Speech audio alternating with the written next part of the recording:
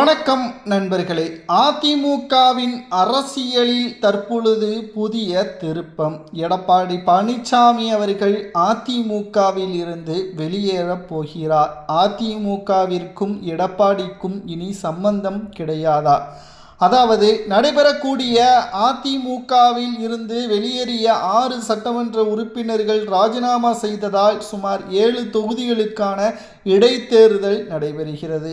இந்த 7 தொகுதிகளும் அதிமுகவின் வெற்றி வேட்பாளர்கள்தான்.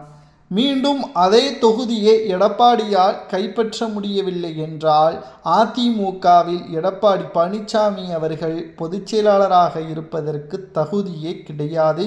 மக்களும் எடப்பாடி பழனிசாமியே வேண்டாம் என்று கூறிவிட்டார்கள். தேர்தல் முடிந்த கையோடு முடிவுகள் வெளியான உடனே தோல்வி அடைந்து விட்டால் அவசரமாக அதிமுகவின் பொதுக்குழு செயற்குழுவை அறிவித்து எடப்பாடி பழனிசாமி அவர்கள் அதிமுகவிற்கும் எடப்பாடிக்கும் சம்பந்தம் கிடையாது என்பதை தெரிவிக்க வேண்டும்.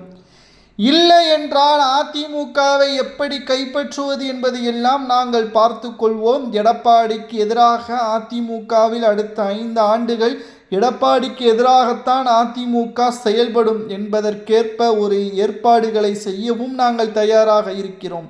2031 வெற்றியடைய எடப்பாடி இல்லாத அதிமுக தான் தேவை என்றால் அதை உருவாக்குவதற்கும் சி.வி. சண்முகத்துடன் நாங்கள் கைகோர்ப்போம் என்பதையும் அழுத்தம் திருத்தமாக அதிமுகவின் கிளை நிர்வாகிகள் பேசியிருப்பது அரசியல் வட்டாரத்தில் திருப்பு முனையாக ஏற்படுத்தப்பட்டுள்ளது. 2026 சட்டசபை தேர்தல் தோல்வியில் அதிமுகவின் தொண்டர்கள் மனதளவில் மிக பெரிய அளவில் பாதிப்பே இருக்கிறார்கள். அதிலிருந்து மீண்டு வர வேண்டும் என்றால் இடைத்தேர்தல், உள்ளாட்சி தேர்தல் இவற்றில் அதிமுக மிகப்பெரிய அளவிலான வெற்றி வாய்ப்பை உறுதி செய்ய வேண்டும். இல்லை என்றால் மிகப்பெரிய அளவிலான திருப்பங்களையும் தோல்விகளையும் அதிமுக சந்திக்க நேரிடும். அதிமுகவில் எடப்பாடி பழனிசாமி அவர்கள் வேண்டாம் என்ற ஒரு சூழலும் உருவாக்குவதையும் நாங்கள் ஏற்படுத்துவோம் என்ற அரசியல் களத்தில் தற்பொழுது செய்திகளை நம்மால் பார்க்க முடிகிறது. முதல்வர் விஜய் அவர்களது அரசியல் வருகைக்கு பிறகு எடப்பாடியை மக்கள் மறந்துவிட்டார்கள். திமுக வர்சஸ் தாவேக என்று அரசியல் களம் மாறிவிட்டது.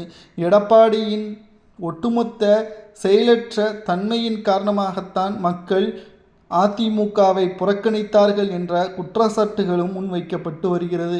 தோல்வியடைந்தால் எடப்பாடி தானாக முன்வந்து ராஜினாமா செய்து அதிமுகவிற்கு எதிராக வெளியேற வேண்டும் என்பது நிர்வாகிகள் கூறுவது சரியா என்பதை கமெண்டில்